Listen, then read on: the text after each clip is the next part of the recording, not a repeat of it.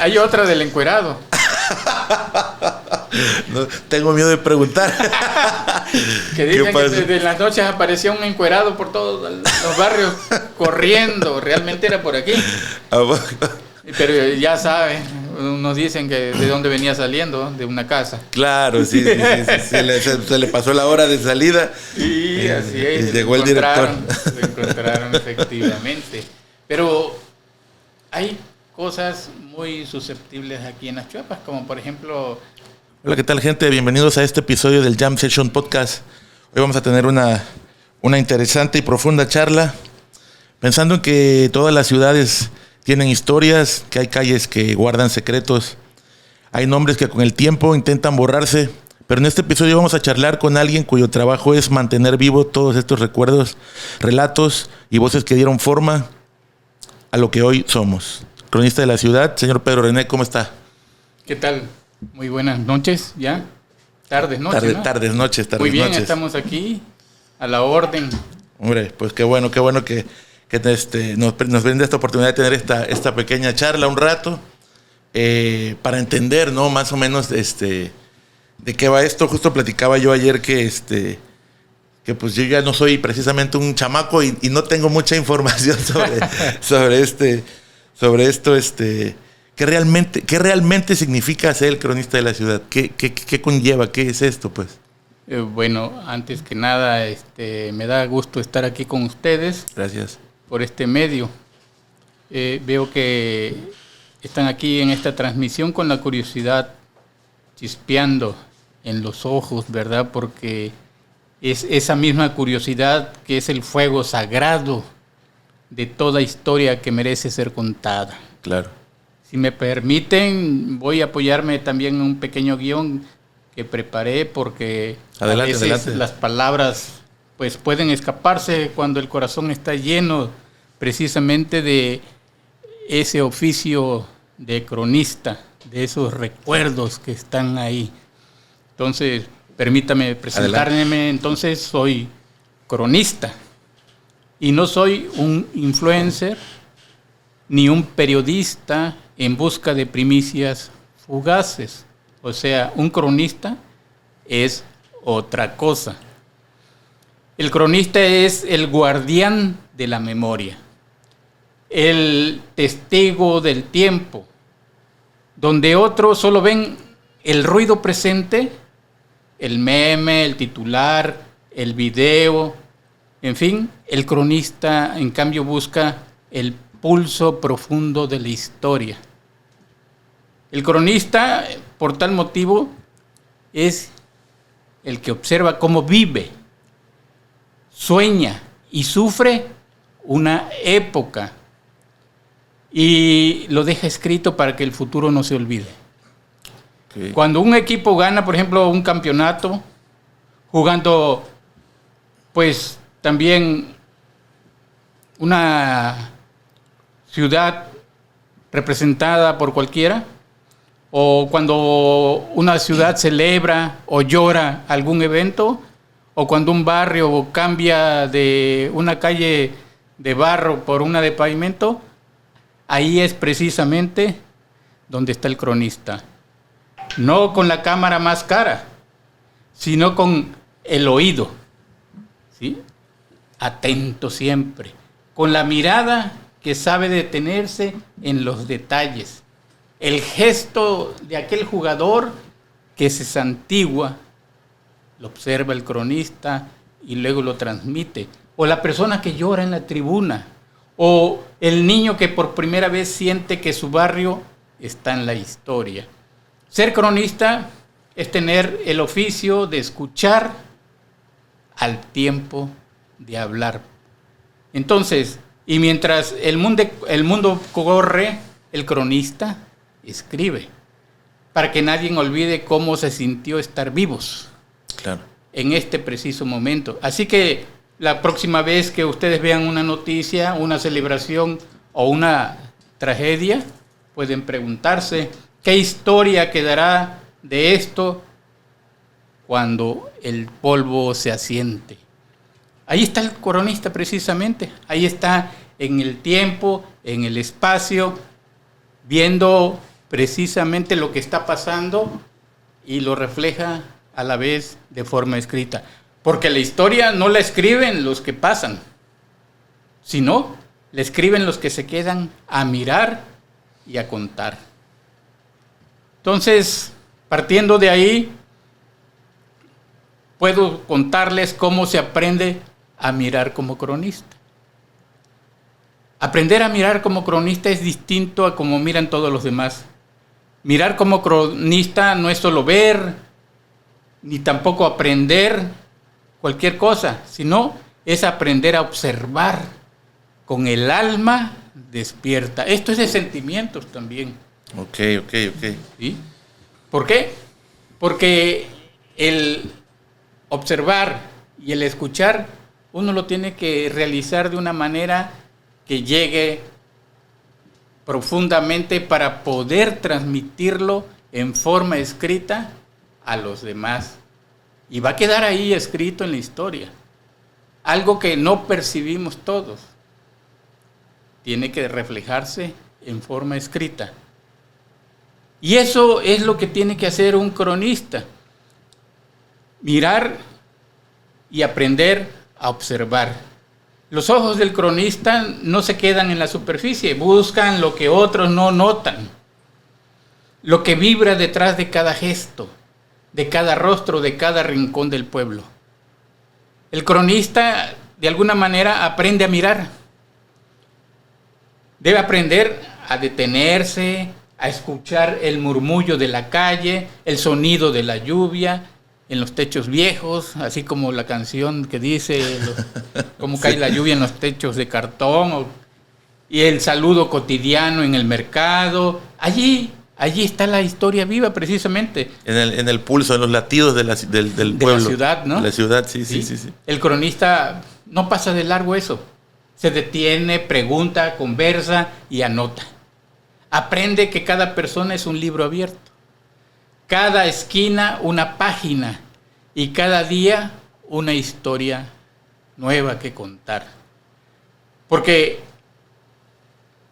muchos pueden decir que el cronista nada más es para escribir lo pasado, pero en el tiempo que nosotros representamos a ese pasado puede ser hace 50 años, hace 20, hace 10. Pero lo pasado es lo que pasó hace un minuto. Claro. Y eso es parte de la crónica también. Eso lo podemos nosotros anotar en el sentido que quede plasmada ese sentimiento para las generaciones que vienen. Para las generaciones siguientes. Entonces entiendo que ustedes llevan anotaciones o como una especie de... ¿Es como un libro propio? ¿Es como un libro oficial? ¿O cómo funciona esto? ¿Ustedes escriben en alguna...? Bueno, el cronista es como el historiador. ¿Sí? ¿Qué quiere decir esto? Que tiene que ir recopilando con el paso de los tiempos toda esa información que exista. Y si no la tiene, tiene que investigar. Porque el cronista no tiene que engañar. Tiene que dejar sentado o asentado lo que dice aquel o lo que uno observa. Porque la mayoría de las veces aquello que se plasma a un libro, porque el cronista puede editar libros, okay, es de lo que te dicen los demás, pero tiene que ser verídico. Claro. Además, lo que no está entrelazado, pero que se sabe que puede uno buscar, lo puedes buscar en los archivos históricos también. ¿Sí? Como si hablamos de las Chuapas, muchos pensamos que las Chuapas nació en 1932, cuando don Modesto Santiago empezó a habitar las Chuapas. Sí, sí. Como ranchería en aquel entonces, huyendo de los guerrilleros que pasaban por San José, ¿Cómo de que había guerrilleros por allá? Esa es la historia que a mí me contaron también. ¿Sí? Eso es lo que no podemos dejar pasar. Sabemos del 32 para acá, ya llegó con sus esposas, sus hijas, y empezaron a llegar aquella gente que vino a poblar porque había pozos petroleros y toda esa situación, y se empezó a poblar las Chiapas. Y atrás, eso es lo que hay que desentrañar. Tal vez ya no están esa gente que te van a decir toda esa historia, pero en el archivo histórico de la nación o del estado de Veracruz o del estado de Tabasco, en nuestro caso también, ahí puede haber información, y de esa manera podemos descubrir que las Chiapas, por ejemplo, fue conocida en su extensión territorial, en su vida montañosa, por decirle de esa manera. Por las montañas empezó la vida de lo que hoy es las Chiapas. ¿Por qué? Porque esos guerrilleros que decían, ¿quiénes eran? Eran los revolucionarios de 1910 que pasaban por las montañas de aquí de las Chiapas, porque no podían pasar por estas planicies porque estaban llenas de agua, de ríos y todo lo demás. Para ellos era más fácil bajar por las montañas. Sí. Y atrás de ellos, ¿quién venía? Los federales.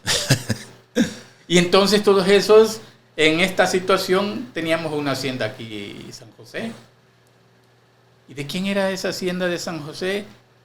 Era de un señor que mucho tiempo, muy atrás, en 1942, de alguna manera, tomó posesión de estas tierras, porque también era de esos revolucionarios, pero más guerrillero, que llegó hasta Yucatán, luego regresó a Tabasco y luego pasó por aquí antes de entrar a Chiapas.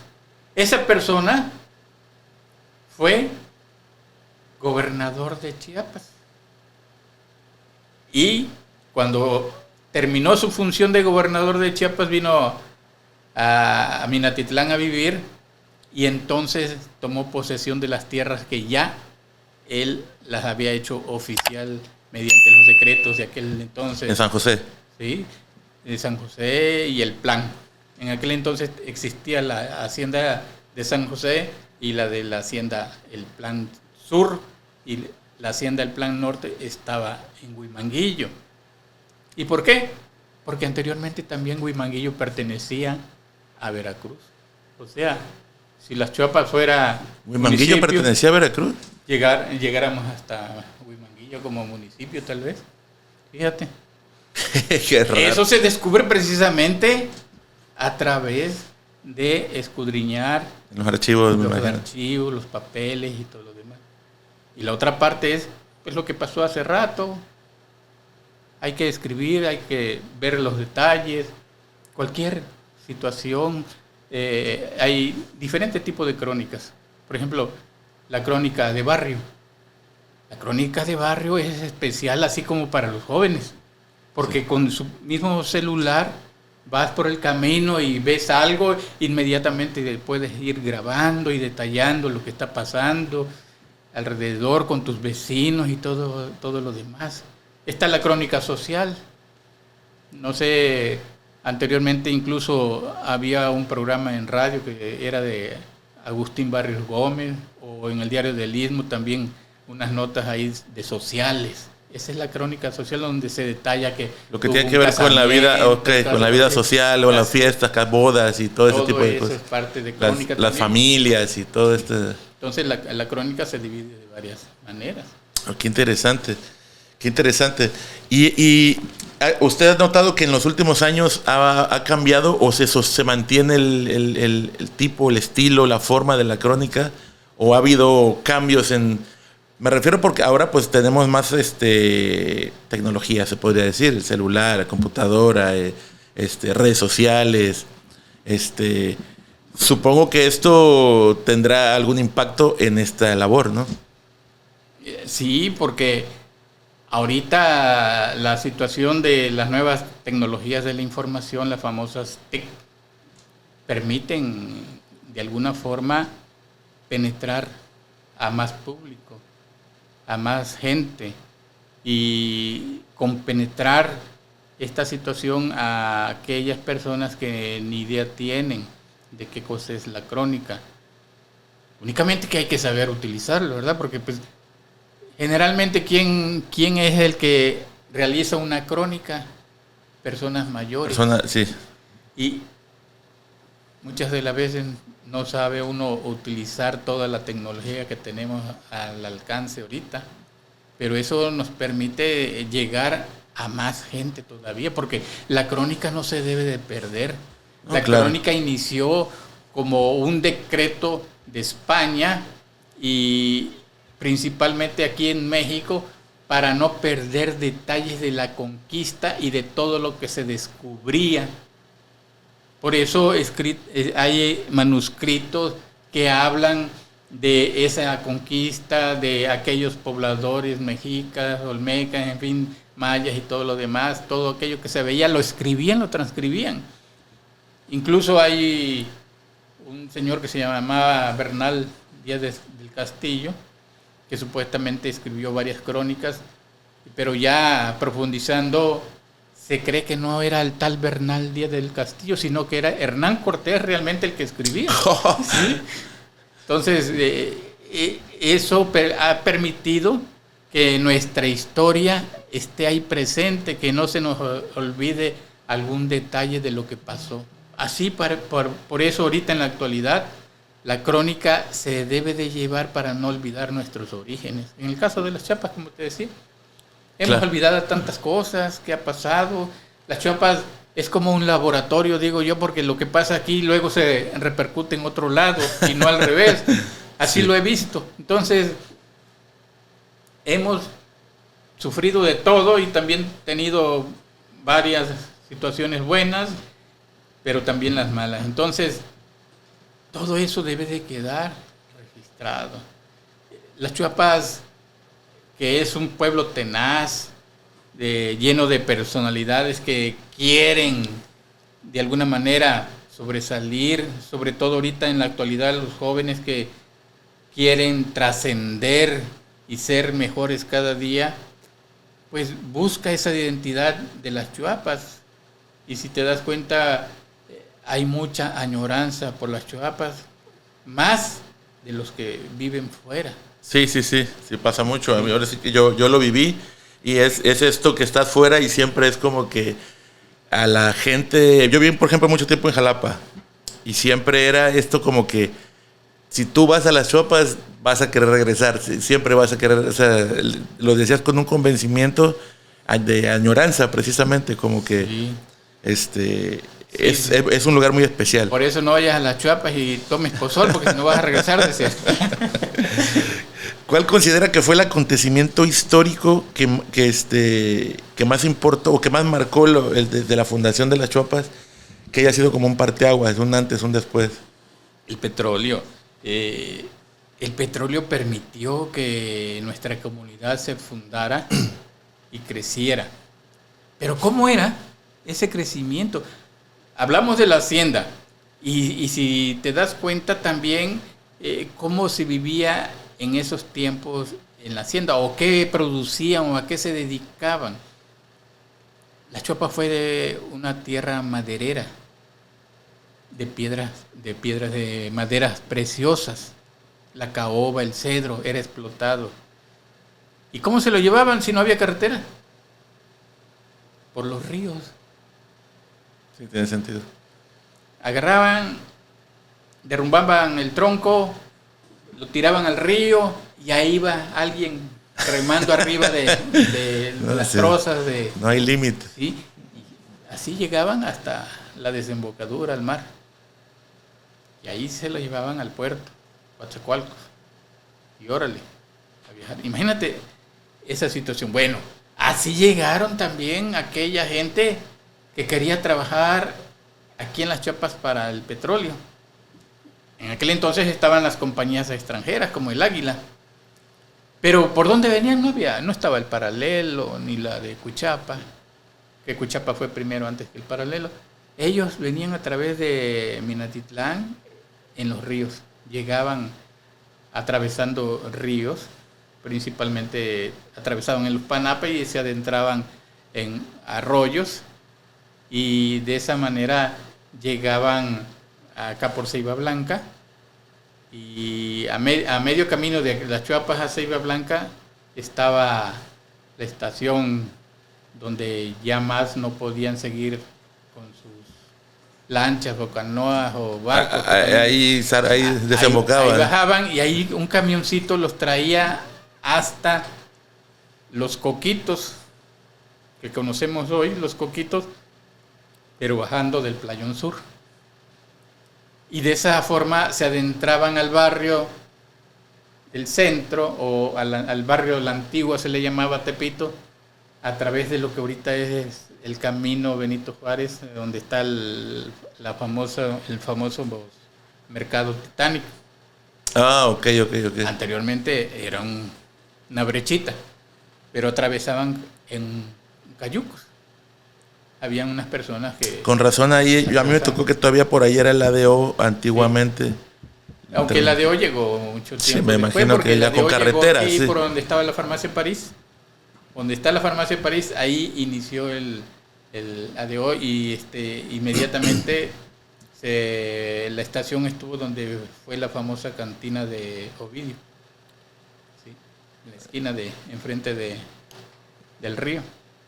Ahí fue la terminal del ADO, y aquí frente a la farmacia París voltearon jóvenes de aquel entonces 2 camiones de los amarillos, porque no permitían la entrada del ADO. Después de ahí fue que se pasaron allá donde era el Vaquero. O sea, era rebeldía total desde aquellos entonces. Porque no querían los camiones amarillos de aquel entonces que llegaran el ADO. ¿Cuál es el personaje más impactante que ha habido en la historia de las Chuapas? Pues hay varios, ¿verdad? El principal fue el fundador, don Modesto Santiago, quien ha desarrollado la comunidad. Pues hubo un comité de lucha precisamente, que introdujo la energía eléctrica y que buscó la libertad municipal, o sea, la emancipación de las Chuapas de Minatitlán, porque antes pertenecíamos a Minatitlán. Y ahí estuvo al frente el doctor Pedro Coronel. Para el famoso municipio libre. Sí.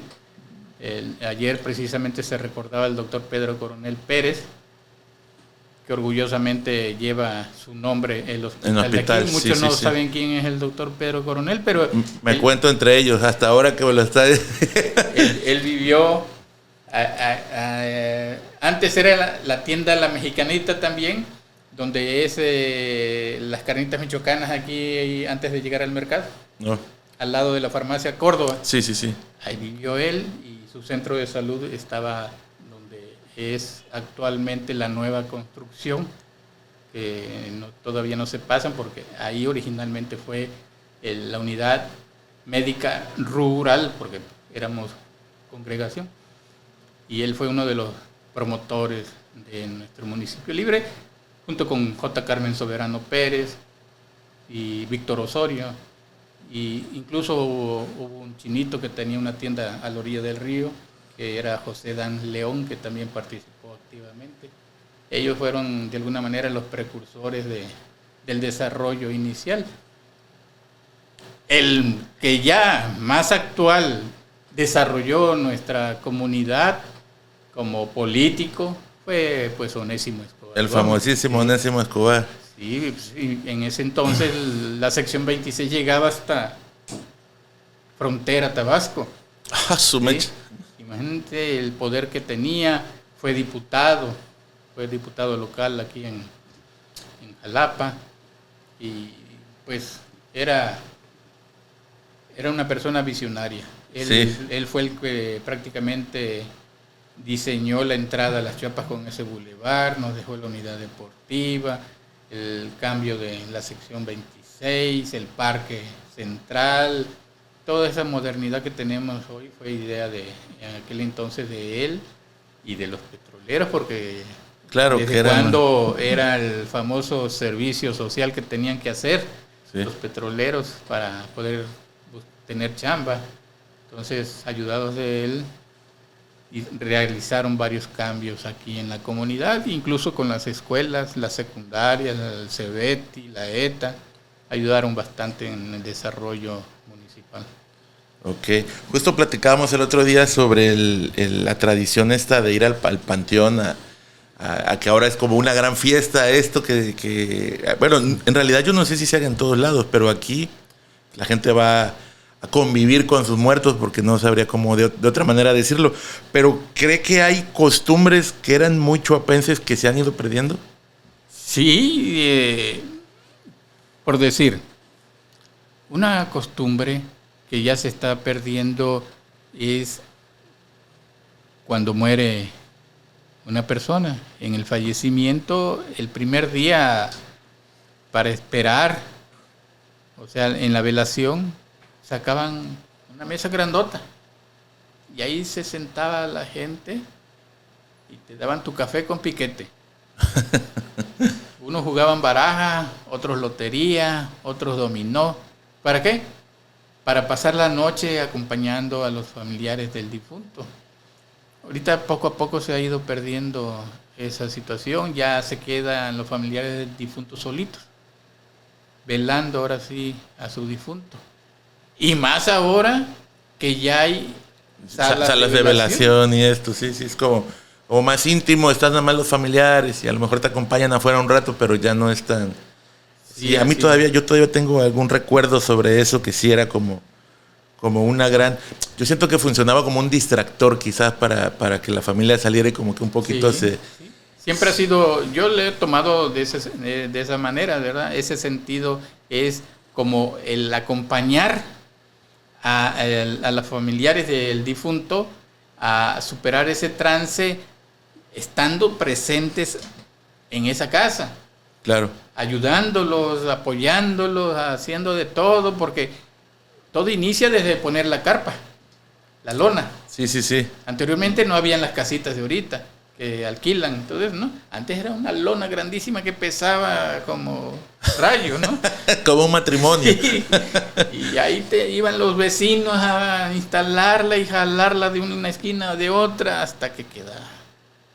Sí, con palancas y con palancas y todo eso. Sí, me acuerdo de todo eso, esos shows que se hacían antes. Y la otra es en el panteón. Algo que siempre ha estado. Llegan los mariachis, llegan los norteños, llegan tríos a ofrecer su servicio, otros los llevan ya desde con anterioridad están contratados. Pero también sucede en otras localidades. ¿Qué es lo que ha pasado ahora con todo? Con la introducción de las tecnologías de la información y comunicación, ya conocemos más. Ya sabemos, por ejemplo, que la tradición en Tehuantepec, Oaxaca, es más diferente. Allá la fiesta la hacen durante la noche. Toda la noche se la pasan con música, ¿en los panteones? ¿sí? Flores, incienso y todo lo demás. Aquí no, aquí es en el día. Sí. Igual en Pátzcuaro o en Guadalajara tienen otro sentido, pero siempre con la cuestión de estar dándole vuelta a esa tristeza, sino sentirse mejor. Llevan su comida y comen, ahí desayunan, en fin, y la música también por delante, o si no, con su grabadora. Sí. ¿Recuerda? Y todo eso tiene que dar registrado. Sí. Porque si no, las tradiciones se olvidan. Yo creo que así es como partir de eso, ¿no? Que ya no estamos tan conectados quizás. Y yo no veo a nadie de las nuevas generaciones, chavitos de 17, que les preguntes quién fue el fundador de las Chuapas, no creo que lo tengan ni registrado, pues, o sea, no. Sí, es como muy raro por ese lado. ¿Recuerda usted alguna leyenda o mito que sea específicamente de aquí de las Chuapas? Pues precisamente lo de el famoso Francisco Toledo, que fue el primer presidente municipal de Las Chuapas. Quiere decir esto que cuando Las Chuapas quedó como municipio libre, pues había un agente municipal, entonces ese agente municipal quedó como presidente del consejo, en lo que se realizaban elecciones para el primer presidente. Entonces, el primer presidente fue Toledo, Castillejos. Duró poco tiempo porque lo mataron. Oh. Él vivía ahí en Plan de Ayala. Sí. Ahí precisamente, saliendo de su casa, lo ejecutaron. Y pues después de llevarlo al panteón y todo lo demás, más bien como al año, empieza la leyenda de el hombre lobo. Él se convertía en lobo. Bueno, ¿por qué sucedía esto? Porque abren la lápida y lo checan y ven que tiene mucho pelo, vellos, que le crecieron, las uñas le crecieron. Y es el hombre lobo, dice el albañil, que fue el que descubrió esa situación. Y ya, todo el mundo, el hombre lobo, el hombre lobo, el hombre lobo. No tenía idea de eso, qué locura. Pero tiene su respuesta. Sí, claro. O sea, hoy sabemos que el cabello y las uñas siguen creciendo. Siguen creciendo porque él no fue preparado. O sea, no pasó por la morgue donde lo trataran con todos esos aditamentos que le ponen ahorita. Y entonces, cada 6 meses iban y lo tenían que inyectar para que precisamente se preservara. Y de esa manera, pues, estuviera más estético, como dirían. Y cuando lo iban a inyectar, fue cuando ese albañil vio al hombre lobo. El hombre lobo. Madre santa. Y ya me imagino en ese tiempo ha de haber sido un... no, pues sí fue toda una leyenda en la Chuapa. Claro. No, pues claro. Sí, el hombre lobo. Ya ves que esto es como el teléfono descompuesto. Empiezas diciendo una verdad, pero al final termina toda una idea toda cambiada. Sí, todo se tergiversa. Sí. ¿Qué símbolos diría usted que son los representativos de las Chuapas? Bueno, hay un escudo de las Chuapas. Sí. Hay un escudo, creo que hay una canción, o no sé si sea un himno, pero... Ahorita ya hay varias canciones, pero la primera fue la de Federico Santos y sus Alegres Sagitarios. Y la de las Chuapas, vamos a las Chuapas, que es un primor, hay lindas muchachas y todo eso. Y en el escudo, ¿qué es lo que se representa? Está la torre de perforación, está el maíz, pero también está el sorgo.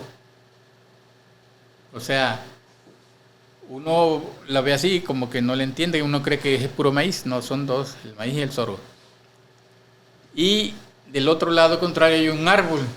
¿Pero qué representa ese arbolito? Ese es el árbol de hule. Ok. El dibujo del municipio y el pez, que es la chopa, la famosa chopa que tal vez nadie de nosotros ha visto aquí, porque hay varias versiones también del origen del nombre de las Chuapas. ¿De dónde viene el nombre de las Chuapas? Pues de la chopa, porque es parecido el nombre. Bueno, sí. Eso es lo que dice aquí el pueblo, lo popular.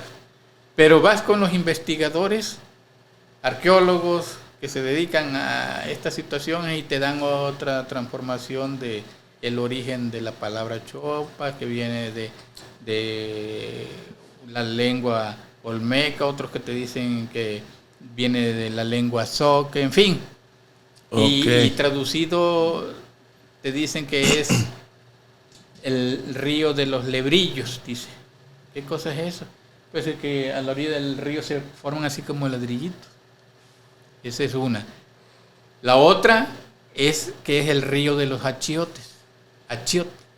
De ahí viene la palabra Chiapas. Y otros dicen que aquí había mucha flor que se llamaba chopa o chuapas.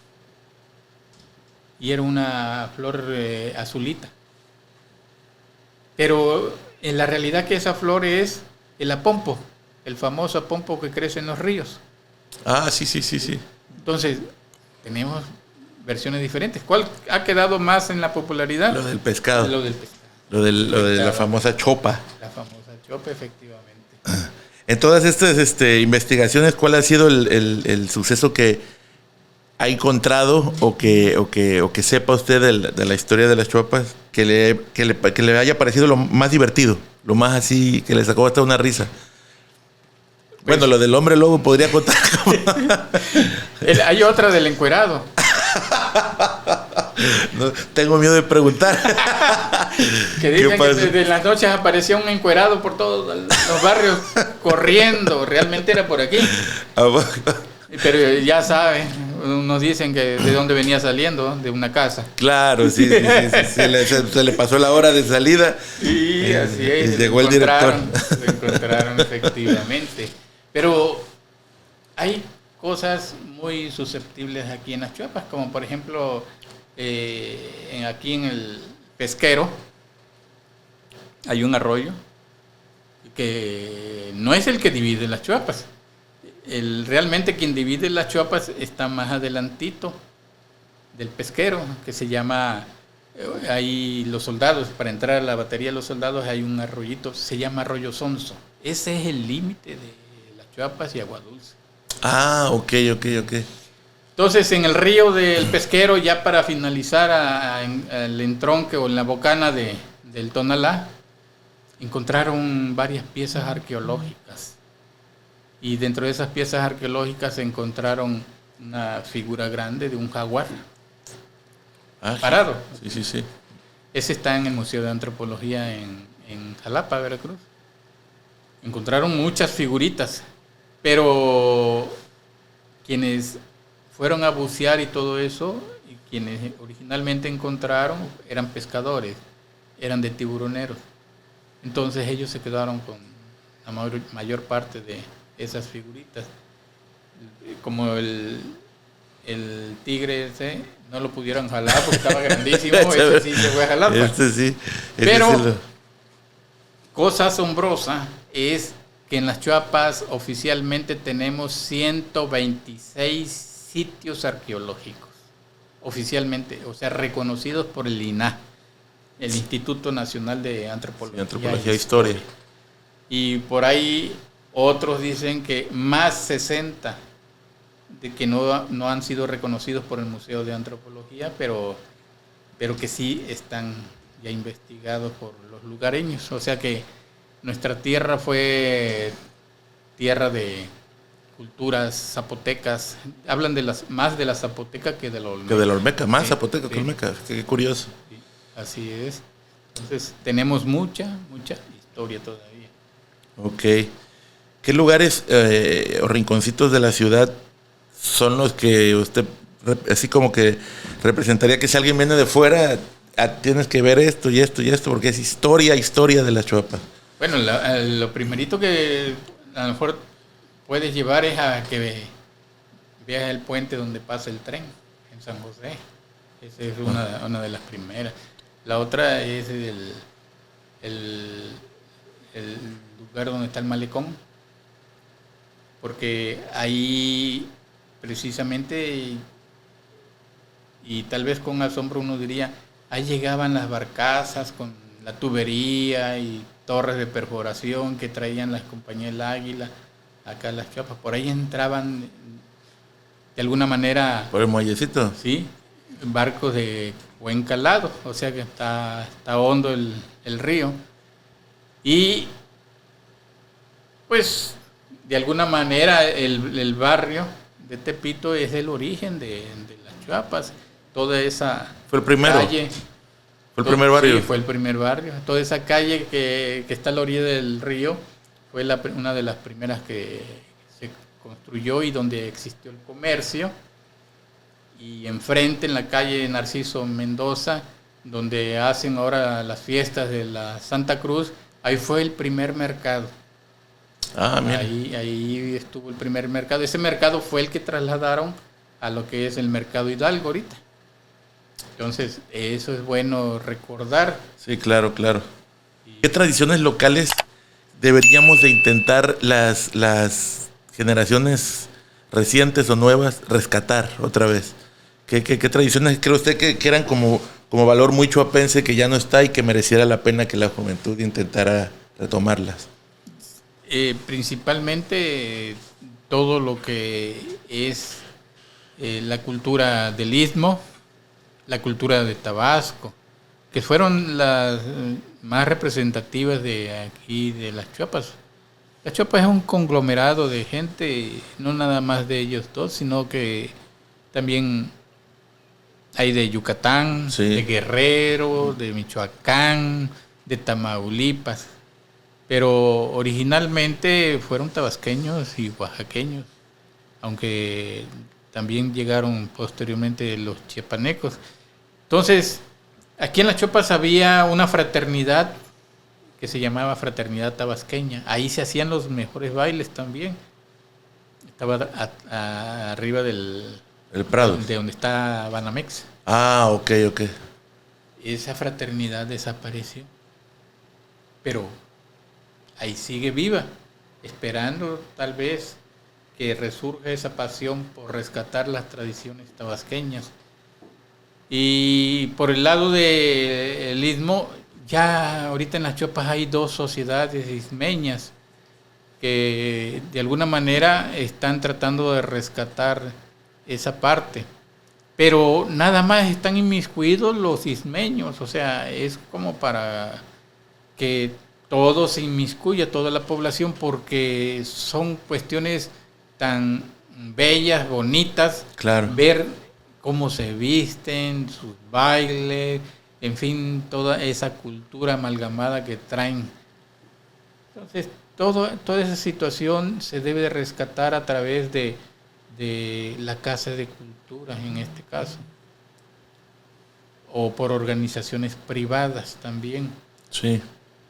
Porque aparte de la tradición chuapense que anteriormente eran las famosas tocadas en el Parquecito Hidalgo, era pues la jarana, jarocha, el famoso arrancazacate de Tabasco, y todo eso hay que conjuntarlo. No debemos perder nuestra identidad jarocha. Debemos de impulsar el que existan más jaraneros. Sí. Que versen, que sepan versar al momento también de estar tocando. No dejar de olvidar lo que comenté, lo del Istmo, los tabasqueños. Son situaciones que deben florecer y no copiar tradiciones de otros lugares muy lejanos, tal vez los del norte. Sí, que aquí se da muchísimo. Que sí. Ahora todos son de Sinaloa y de Monterrey. Sí, imagínate. Sí. Hay que salir con sombrero y que no sé qué. Teniendo tanta riqueza cultural aquí. Hay bastante riqueza cultural. Sí. Y eso es en cuestión de el baile. Pero también tenemos la cultura a través de la comida. La comida, claro, es una cultura también y que se debe de preservar ese tipo de platillos exquisitos que se preparan y que de alguna manera también dieron identidad a las Chiapas. Hay algunos platillos que son muy especiales, aparte de los que se preparan a través de la carne de caza, como el venado, tepezcuintle, armadillo y esas cosas. También hay los famosos tamales. Sí. Tamales que se preparan muy bien aquí en las Chiapas. Y esa identidad hay que resaltarla. Entonces, hay mucha pasión ahorita por el teatro, por la música, pero hay que cultivarla, hay que desarrollar a las nuevas generaciones en esos aspectos, por la literatura, la poesía. Todo eso es parte de cultura.